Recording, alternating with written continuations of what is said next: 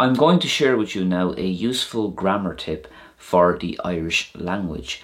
And it all comes down to whether or not you use b, spelt B-A, or b with a B apostrophe. And these are used when you want to describe the past or the conditional tense in Irish. So if the next word begins with a consonant, you use b, spelt B-A.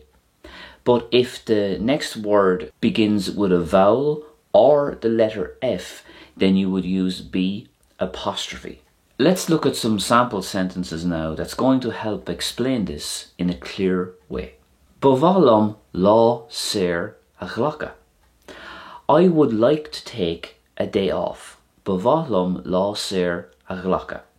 So you'll see there we use b, spelled B-A, because the next word starts with a consonant, that consonant being M for ma.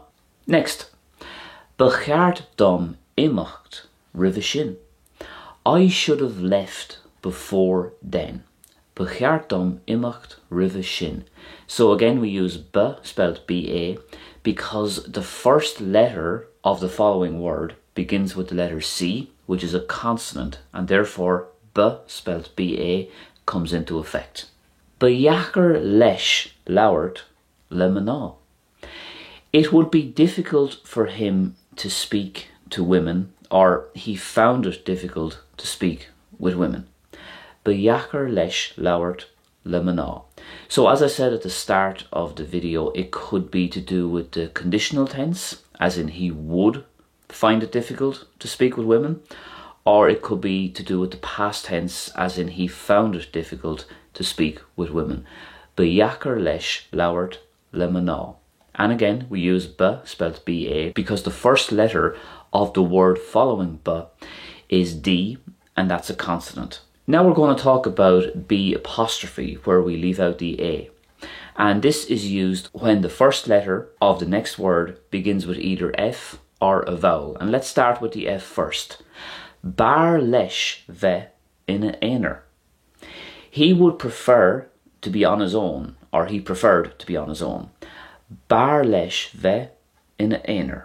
So we use B apostrophe there because the first letter of the next word is F. Beidir nach bhfuil an ceart aige. Maybe he's wrong, or maybe he doesn't have it right. Beidir nach bhfuil an ceart aige. So again we use B apostrophe there because of the letter F which follows it.